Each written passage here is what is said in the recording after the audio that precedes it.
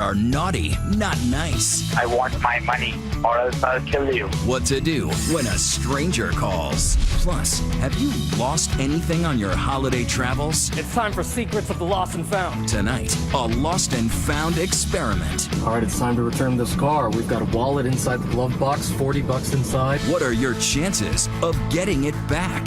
The driver did not find your camera. Finders keepers. Plus, he's doing his Christmas shopping the illegal way. Shoplifting. What did you do with the money from boosting? Caught on tape and making the craziest confession ever. It wasn't me, you got the wrong guy. Sticky fingers and baristas spilling the beans. Baristas are basically drug dealers. Dealing you a buzz or not. True tales from the Pumpkin Spice Latte League. I'm giving decaf to people who wanted the extra caffeine. Absolutely. Buzzkill. Tonight, just in time for Christmas. So do I think like I'm getting fleeced and used? Of course. True confessions. Here now, David Muir and Elizabeth Vargas. Good evening. We hope you had a great Thanksgiving yesterday with your loved ones and didn't get too much in debt today on Black Friday, the official kickoff of Christmas shopping. Last year, an unbelievable $57 billion, that's right, billion with a B, was spent over Black Friday weekend. Would you get me? That means a lot of money owed, though, now, with those credit card bills come due. Those calls you dread from debt collectors who will try anything to get their money back, even threatening murder in one extreme case. Rebecca Jarvis has this true confession. How would you like to get a wake-up call like this? Good morning, you son of a. Good morning. You're listening to actual calls from debt collectors, some so outrageous they sound like somebody's getting punked. But they're no joke. James, give me my money back. I want my money or else I'll kill you. Are there good debt collectors out there? Probably. I've just never met any of them. These messages were provided to 2020 by Florida attorney Billy Howard, who says he delights in suing debt collectors. They are mob-like tactics. You're going around getting loans, not paying a back. And just like the mob, they make a lot of money, so they continue to do it. Now you're on the way to jail. Why do you think it is that collectors have such a bad reputation? Well, nobody wants to be forced to pay anything. Let me know what you see, okay? This collector, who uses the name John Anderson when making calls, agreed to share the secrets of his trade with 2020. We agreed not to divulge his real name or where he works. Are you good at your job? I think I'm probably one of the best in the world at it. One of the best in the world. What is it that makes you good at this job? Persistence. I don't want anybody to beat me. Working out of his home office, Anderson has had a long career tracking down people who have skipped out on making their car payments. Facebook's a big source of information. Facebook. And once he finds you, Anderson says he just wants to talk. When you're in these conversations, what goes on? You don't come at them aggressively initially.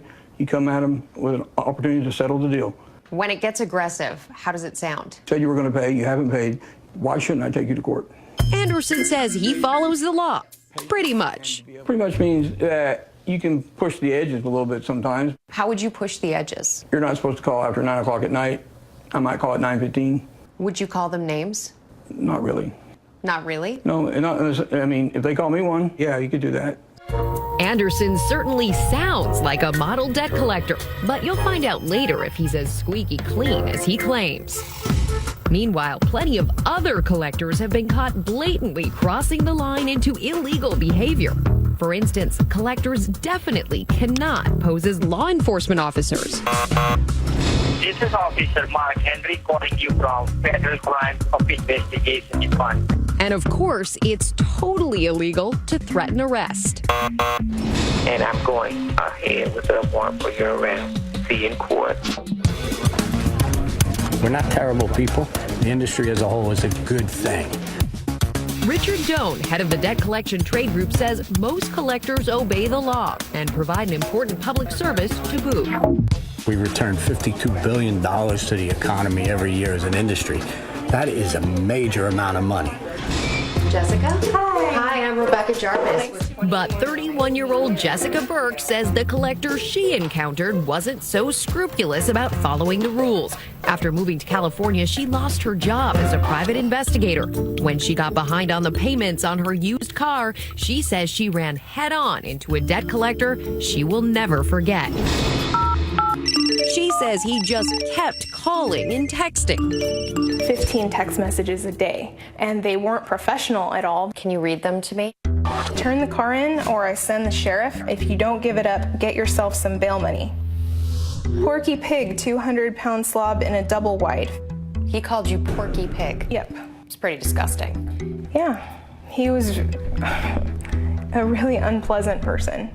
Jessica says she turned over the car to the finance company and repaid her overdue debt, a whopping total of $350. But in the meantime, she says the collector wasn't giving up. At one point, he had told me that he was outside my house, and he's taking pictures of me right now. And I called the police. They came out and looked, and he wasn't there. Did you ever ask him to stop? I begged him to stop. There was times where I was crying on the phone, begging him to stop. Through her entire ordeal, Jessica never met her collector face to face. He knew all of these things about you. Right. But you've never seen him. Never seen him. But we have. 2020 tracked down the man who Jessica says made her life miserable. And wouldn't you know, it's that conscientious collector who told us earlier he never harasses debtors. Yep, John Anderson. I wasn't really the one pursuing Jessica. The finance company pursued her more than I did. Those nasty, threatening messages, he denies sending them. Did you send her text messages? No. You didn't send her text No, messages? Not one. Who was it who sent her those text messages? The collection manager at that particular car lot. Jessica says you sent her text messages, calling her Porky Pig. Porky Pig is not a word in my vocabulary. That's not something I would say. Anderson says he did get angry after he claims Jessica got into a physical altercation with a woman he sent out to repo the car. And he concedes insults did fly on the phone, including remarks about her weight. She said, well, I have a refund coming. I said, a tax refund or a Jenny Craig refund? Meaning what? Meaning that she was overweight. Is it legal to throw an insult like that at someone when you're collecting? Well, it's probably not the proper thing to do. Jessica says that once you told her you were outside of her house taking pictures and that she was terrified. That's not true at all. You never said that. No. But Jessica had had enough. The former PI went on the offensive and sued Anderson. You turned the tables back on him. Yes, exactly. Anderson never showed up in court, and a judge awarded Jessica more than $33,000. All of a sudden, she was the collector, and he was the one who had to pay up. So now the tables have turned, and you owe Jessica money. Some say I do. Well, the law says you do. Why hasn't she gotten it? Because I don't have it to pay her. You don't have the money. No. She's not collected a dime. She never will. She'll never collect. No. Well, that's poetic. As for Jessica, she says she can't be bothered chasing Anderson for the money. She's moving on with her life. If I never see the money, that's not really what matters to me. I came out on top. I fought back. He can't bother me anymore. So here's the question tonight. Do you have any horror stories about debt collectors? And how much did you spend today on Black Friday? Too much. And let us know on Facebook and Twitter. Use the hashtag ABC2020. And we'll be right back with more True Confessions. Next, we're taking you on a dropping spree. We're going to drop some items off all around the city. Deliberately losing things around the country. It's 2020's Lost and Found experiment. Do those departments give back or take home? Coming up. An estimated 43 million people are traveling this Thanksgiving weekend, and that means a lot of stuff left behind on planes, trains, automobiles, and in hotel rooms. So we put Gio Benitez on a cross-country experiment to get some true confessions from all those lost and found departments and see if getting your stuff back is a lost cause. It's the day after Thanksgiving, and in the mad rush of holiday travel, lots of us are losing more than our minds. We're losing our stuff, left and right, in rental cars, buses, hotel rooms, planes. It's time for Secrets of the Lost and Found. Come on. We're at New York's Grand Central Terminal, a train station that serves 700,000 a day. But deep in its bowels lies a treasure trove of lost and found items left behind by weary travelers. Do you know what station? So I just need you to fill out your information. We have car keys, we have house keys. Melissa Gizentanner heads up the department. How many items do you think you're getting once a day? On average, 100.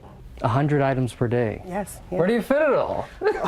As you can see, we're busting out here. Shopping bags, the lunch bags and tote bags, backpacks, umbrellas up here. The place is a pack rat's dream. There's everything from the predictable, coats, luggage, cell phones, to the salacious. The strangest thing I've ever found here probably be a bag full of adult toys. What did you think? Wow. I was thinking whether or not the person was ever going to come back and be brave enough to claim it. And they came in yesterday and claimed it and walked away very happy as a happy customer. This is for the month of November. Melissa says Grand Central goes the extra mile to reunite travelers with their property. May I have your last name? What did you lose? My mother's favorite umbrella. But lost and found offices like Melissa's aren't always the rule, says travel industry insider Chris Elliott.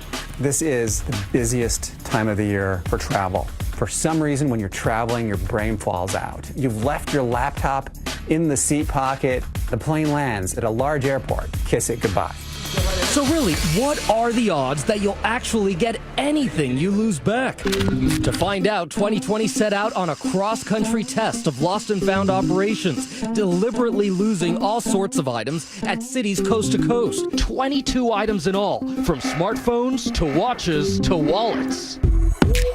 We start in New York, riding to the airport using the app-based car service Uber. All right, so we're waiting for the Uber driver. He's about 5 minutes away. He might just leave something behind. The driver drops me off, oblivious to the satchel with a brand new laptop and cell phone inside that I've ditched in the back seat. He didn't notice. We'll see where it ends up. If it ends up in lost and found and back in our hands. Getting them back will be a roll of the dice, since many car services don't have a formal lost and found procedure. You're dealing directly with the owner, so it's up to the owner to have his or her own system to recover a lost item. But isn't helping customers find lost valuables part of, well, customer service? No one gets into business and says, I'm going to start with a lost and found system so that I can help my customers. So this is really an afterthought. You lost it, so it's your fault, right?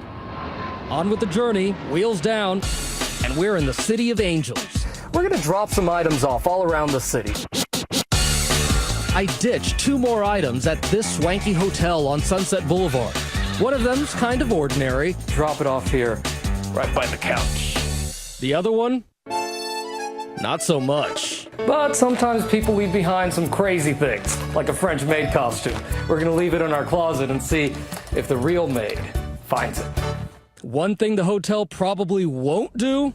Give me a call about it. If you're leaving sex toys or something like a French maid costume, there's going to be some hesitation to contact you. This was clearly not used for normal hotel stay purposes, if you know what I'm saying. Now we're off to the famed La Brea tar pits, where the fossils of prehistoric animals lie in the muck. But will we be able to recover Olaf, the adorable snowman character from Disney's Frozen? Hi, everyone. I'm Olaf, and I like warm hugs. We feel a little guilty leaving Olaf behind, but before we skip town, we still have to get rid of a couple more items. All right, it's time to return this car. We've got a wallet inside the glove box, 40 bucks inside, and we've also got that camera in the trunk, so it's time to see what happens. We're still on the road, but some items, they're already coming back to us. Our camera bag is almost immediately returned to us by an alert rental car employee. No word, though, about that wallet. But let's say your prized lost possession does make it to the lost and found. You'd better act fast. Unclaimed items can end up in the hands of the staff. An employee will take the item home and will sell it on eBay or something like that. But the vast majority of unclaimed property gets shipped out to a huge lost item warehouse like this one in Texas, where they eventually end up on the auction block. After a certain amount of time, they're going to liquidate it. 6 months is pretty much the cutoff time. Wonder how we'll fare in Washington, D.C., a city known for its so-called Beltway bandits. We're back on the road. We try to smuggle a wallet into the Capitol building. But it looks like there is actually some honesty in Washington. We get a call from the Capitol Police. I found a wallet in the Senate. I hope to see you soon. Bye. Thanks, Uncle Sam. Philadelphia, home of the Liberty Bell. Here we declare our independence from this tourist ID pouch with a couple of Jacksons stuffed inside. But this really is the city of brotherly love. We later get a ring saying our pouch has been recovered. We'd like to get this stuff back to you. Back in New York City, we lose items in a couple more Uber cars, and finally, our grand cross-country lost item spree is over. So let's recap. In 10 days on the road, we lost a total of 22 items in 6 different cities. So far, only 4 items have been recovered. Looks like it's going to take some effort on our part to get the other 18 back. Timing is everything. The moment that you see something is missing or lost, don't wait. Hi there. Just wondering if you have a lost and found department? So we hit the phones and the computer. Losing stuff is easy. Getting it back is a journey of its own. In most cases, it was impossible to get a hold of a live person. Please leave a detailed description of the lost item. Often our only option was to fill out an online form, like this one for an iPad we left in an airplane. A week later, we received this discouraging reply. And a bad news voicemail about an expensive camera I left in a taxi. I just wanted to let you know that the driver did not find your camera. But our bad luck starts turning to good fortune when I ring up that Hollywood hotel about those things we left behind. I stayed there Monday the 10th. And bingo! So you have the costume and the speaker. They say they've got our items. They even send it in express mail, just in time for the holidays. Our hard work helps increase our recovery rate. To date, we've been able to recover 11 out of 22 of our lost items. Still, half remain at large. I think a lot of people might say, you know what? Those people don't even care about my lost item. I think to differ. We do care. People shouldn't give up right away. Don't give up. No. File that report. File that report, yes. Because chances are it will show up. What Melissa doesn't know, we put her to the test too, leaving behind a little 2020 souvenir at Grand Central and filing a lost report claim of our own. There it is. Just need ID and have you fill out my tag, please. You found it. It's a 2020 lost and found Thanksgiving miracle. If only getting all of our other stuff back was so easy. We're especially keeping our fingers crossed that poor Olaf makes it out of the tar pit. No sign of him, last we've heard. So, have any of your belongings ever ended up at Lost and Found? And more importantly, did you get them back? Kind of bummed by how little we got back there. Let us know on Facebook and Twitter. Use the hashtag ABC2020. Elizabeth and I will be right back. Next, baristas spilling the beans, the coffee beans. This lady was telling me, you don't know what you're doing. And so I went ahead, took the caramel drizzle, and I wrote the letters F-U on top. Does that sound like holiday cheer to you? Coffee Shop Confessions, coming up. Well, here's a question for you tonight. Can you smell it in your favorite coffee shop, that pumpkin latte spice, the special peppermint blend? And what about those Christmas carols being piped in even before you've digested your Thanksgiving leftovers? Well, tonight here, baristas bearing it all about what goes on behind the counter. Here now, Nick Watt. The holidays are coming. I can tell just by visiting the coffee shop. Chestnut praline, cinnamon hazelnut, peppermint mocha, winter warmers. But hold off on the caramel brulee eggnog gingerbread frappuccino. I made that one up. Hold off until you've heard our insiders, our baristas coming clean, tell us how to get the most out of our holiday fix. Baristas are basically drug dealers. Former barista Haley and current barista Max say you and I are the addicts. So when the, junkie comes to get his fix, he's not going to be super polite. He's just really focused on getting what he's there for. So Max and Haley created this video. It's a parody of I Dreamed a Dream from the musical Les Miserables. Wait your turn and stay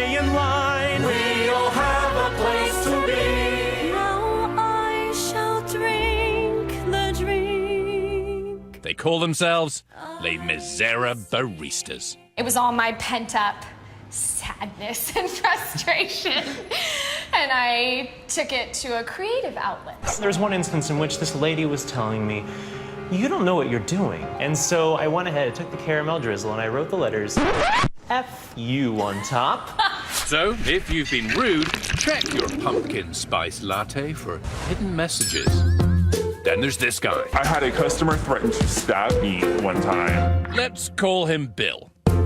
He still works at Starbucks and writes a blog called Your Barista Hates You. He insists on full disguise because he fears he'll get fired for spilling the beans. Our number one tool in the arsenal is definitely the decaf button. They'll decaf you when you ordered caf. Just out-and-out rudeness is a quick way to get a decaf shot. They will steal your buzz away from you. I've given decaf to people who wanted the extra caffeine. Absolutely. See, the problem for a barista, though, is that you're out in the open. You're not back in the kitchen where you can spit in the soup. If someone's being particularly, rude, you can add little extra charges. Like normally, if you say, I want a latte with caramel, vanilla, and chocolate. The barista could charge you just once for a wee dash of each, or if you're unpleasant, charge you 3 times. That's like $1 difference, at least. So, you're being nice, you're not going to get decaf, but how do you get the most caffeine possible, maximum buzz for your buck? Apparently not with this. The Frappuccinos are mostly ice, very little coffee. Our profit margin on Frappuccinos is huge. And when it comes to lattes at Starbucks, just order the medium. The large doesn't have more caffeine, just more steamed milk. Whatever your choice may be, we were told to go for a light roast. Dark roast has less caffeine. Dark roast, less caffeine. Executive coffee chef Jeremy Gersey, yes, that's now a thing, knows his roasts. According to Jeremy, iced coffee can be the most potent. This is my pride and joy. This is a Kyoto 8-hour cold filter drip. That is delicious. Oh my goodness, there's texture, it's kind of, oh yeah. Like a fine bourbon. Clearly, I'm now an expert, but the real experts, the baristas we talk to, they say you, the customer, really have no idea what you're drinking. There are the select few who are truly coffee aficionados, but the vast majority of my customers actually don't really know anything. Remember that Folgers commercial from the 80s, from before we got all fancy pants about a cup of joe? We're secretly replacing the fine coffee usually served here with rich, dark, sparkling Folgers crystals. We did something similar at local favorite Phil's in Santa Monica. We lined up a cup of supermarket standard, 5 cents a cup, a premium Java from a well-known coffee chain, $2 or $3, and a third, the most expensive coffee on earth. It's a blind tasting. Are you like a coffee type guy? I drink coffee every day. Patrick guessed this is the most expensive. Price confident? Yeah. Oh, man. It's the cheapest. Patrick, we have a total failure. Oh, that's great. I hope I don't get this wrong. I hope you do. Take your time, swill it around, do whatever you need to do. Ashley guessed the coffee chain coffee was the most expensive. It's not far from it. So maybe we really don't know what we're drinking. And what is that mystery most expensive coffee on earth? This. It's the expensive one, obviously. $75 a cup. This one? Is that coffee that the bean comes out the monkey butt? Nate, clearly a connoisseur, was almost right. Indonesian civet cats eat coffee berries they ferment inside and out poops the beans. Nate, by the way, nailed the taste test, but still thinks that maybe coffee chain coffee isn't quite worth it. So do I think like I'm getting fleeced and used? Of course. But will I continue to do it? Of course. The Barista Guild of America told us since the invention of coffee drinking by the Ethiopians, making coffee for another person has been a deeply caring and personal act. This is a real organization, by the way. We use service skills to help us navigate challenging customer interaction. As for Starbucks, one of the most admired companies in the world, it told us it is appalled by Bill the Barista's claims of decapping rude customers. The behavior described would not be tolerated and is not reflective of the character of our 300,000 partners around the world. How do you get on your barista's good side? Know what you want before you get to the register. Good tip. And speaking of tips, tipping also helps. Oh, yes. Like if you put in that $1, we will remember you. Saying "How are you back?" is really nice. And by the way, our bearded confessor tells us that if you order a coffee on a holiday and tell a barista, "Too bad you have to work today," you most definitely will get decaf. So don't be a dope. You might even get a treat, even sweeter than 3 pumps of peppermint. People I liked, I would reward, give them a little extra whipped cream or draw a little smiley face on their cup. Next, he's stealing his Christmas wish list. You're the Mozart, the LeBron James of the business. You can say that. Our most honest confession ever from one of the country's top shoplifters. Tricks of his trade coming up. We'll file this under how not to do your holiday shopping by shoplifting. Matt Gutman got some true confessions from the king of the 5-finger discount. Don't believe the crazy stories he's about to tell? Well, then just watch him get caught on tape for a very different kind of toy story. What the stores don't want you to know. 'Tis the season for shopping, and as long as there have been shops, there have been shoplifters. But they're often lacking in style. This guy clumsily stuffs a chainsaw down his pants. Risky. While these two openly pick up a table and are anything but stealthy as they walk right out the door. These fools are the foot soldiers of the 5-finger discount. And then there are the princelings, Michael Pallara for one. There's Pallara now. Police say this unassuming 46-year-old has strolled out of hundreds of retailers over his career, carrying merchandise worth millions. You're the Mozart, the LeBron James of the business. You can say that. Pallara sat down with us for an interview, well, when he wasn't jumping out of his seat. At first, he's coy. This is off the record. After all, you don't perfect the gift of the grab by giving up the goods. So what did you do with the money from boosting? I'm not telling. Let me ask you this, is it a living? Hell yeah. Oh yeah. How much you managed to take out of stores in your career? Wasn't me, you got the wrong guy. The wrong guy? Really? Then how did a man who runs a small water filter business manage to travel the world from Easter Island to China to Africa, always in style? He says he's just got a whole lot of frequent traveler miles to burn. See, I don't know why you guys are mixing this travel with this boosting. It's like wrong. But the denials started to break down, and one of 2020's most honest confessors emerged. Once we got out some props and asked him, hypothetically of course, to demonstrate how he hid merchandise in large boxes to get it out of a store. Look, the box is open. You could put some DVDs in that box. How's that? No, you're doing it kind of wrong there. 2, 4, 6. You could probably put, allegedly they said that I stole so many. Leapsters, 2, 4, 6. You could probably get 6 Leapsters in there. Watch the maestro at work. There he is on store security camera footage in a Florida Kmart. He chooses a large box, this $35 baby car set. Finding a quiet spot, he ditches the toy inside. Then this is where the money is made. Pallara is now stuffing electronic gaming pads into that empty box, 3 or 4 of them worth $100 each. His accomplices keep a watch out. Paid sidekick Travis Simpson and, believe it or not, Pallara's own mother, Margaret. Next, he reseals the box with tape to make it look untouched. Finally, Mom and Travis Simpson check out, up to $400 in toys hidden in this box. They pay just $35 and head out home free. You see, Pallara had shoplifting down to a science. There's only 5 methods. Either it's on you, either if you're a female, it's in the purse, either it's in a bag, or it's in a shopping cart, or it's in a box. And that stuffed box was his forte, but making thousands of dollars of merchandise disappear right in front of the cashier takes some sleight of hand.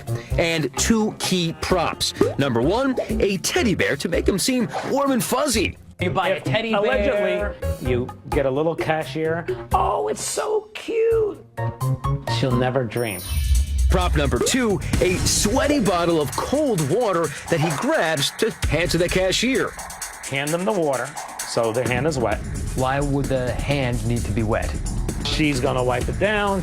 That's important because he doesn't want her to touch the stuffed box, otherwise she might realize it's way too heavy. Then you lean over and let her scan the box. She's not gonna touch anything. She's still wiping her hand. It doesn't work at this Toys R Us, and the cashier does lift the box herself. Knowing the jig is up, he heads out the door. She then opens it up to find 1, 2, 3, 4 boxes of Legos hidden inside. How much do you think he netted that day that you followed him? Tens of thousands. Sergeant Rich Rossman of the Broward County Sheriff's Office caught on to one of Polara's shopping sprees. He took a small little coffee maker off the shelf and stuffed it with electronic toothbrush heads, which are about $20 a piece. Wow. And walked out with $300 or $400 when the bid actually rang up for $20 or $30. Net profit of about $300. That was store 1 of nearly 2 dozen that day. Rossman and his investigators tracked Polara all around the country for months. He tells me, for a crook, Polara had quite the work ethic. He was up bright and early and stole from dawn to the evening hours. So I had to call the wife and say, I don't know when I'm coming home. Till they finally hauled him in. They spent hours alternately interrogating him. Who's the easiest to steal from? They all are. I could walk out of any place. And flattering him. You're good at what you were doing. I know. And exposing his Achilles heel, his ego. Polara can't help bragging about his extravagant exploits. Hey, how many states do you think you've been in working? 1 year I hit the whole 50. Oh, you did? Yeah, the whole 50. Rossman admits he only caught this veteran shoplifter after Polara made one rookie mistake. He used a frequent customer card at the many Toys R Us stores he hit, allowing the authorities to track his movements. In your 11 years, how much do you think you've taken from Toys R Us? Probably a whole store full. It's only now that cops start getting the full scope of his enterprise. Much of his retail booty was sold through fences, but some he sold himself online. How much have you sold on eBay? I have no idea. You come up with a number. I don't know. We know. We know. Well, tell me so then I can. $1 million. Oh, wow. Is that good or bad? It's a lot of money. In fact, when they caught him, he was planning another trip. I'm going on a cruise.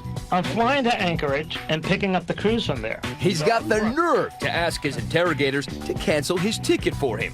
But instead of Alaska, he went to jail.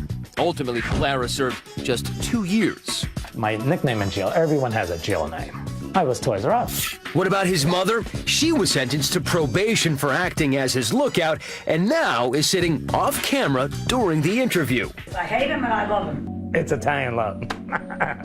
After 2 years in the clink, Polara relishes his freedom. He wouldn't say where he spends his time these days, but when I asked him what the easiest stores had been to hit, he gave us perhaps a hint. I can't tell you because you don't know. I might be in those.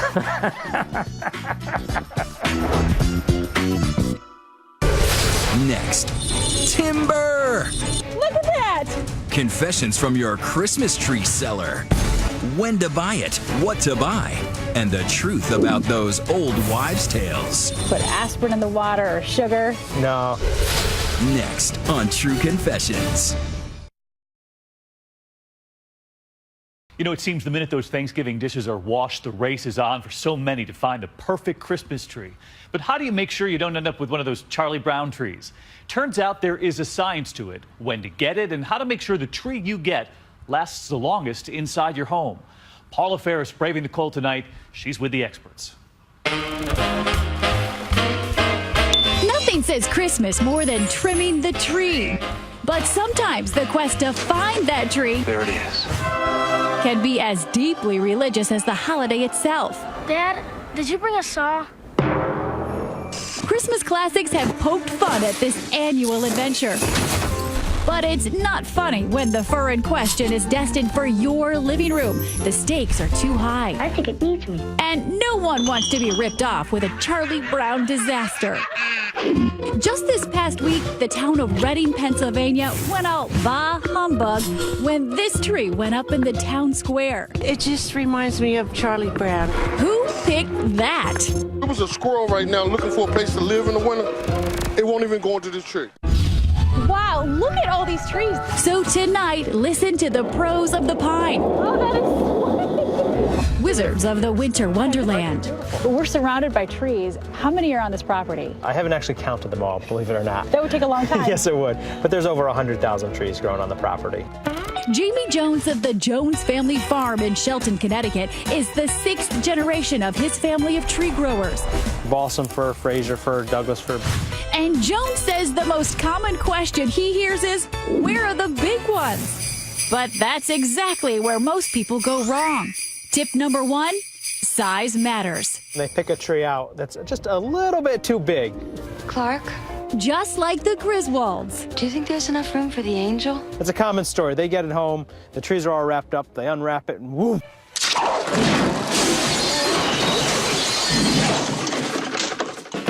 But for New Yorkers who don't want to go to the forest and cut down a tree, the forest actually comes to them.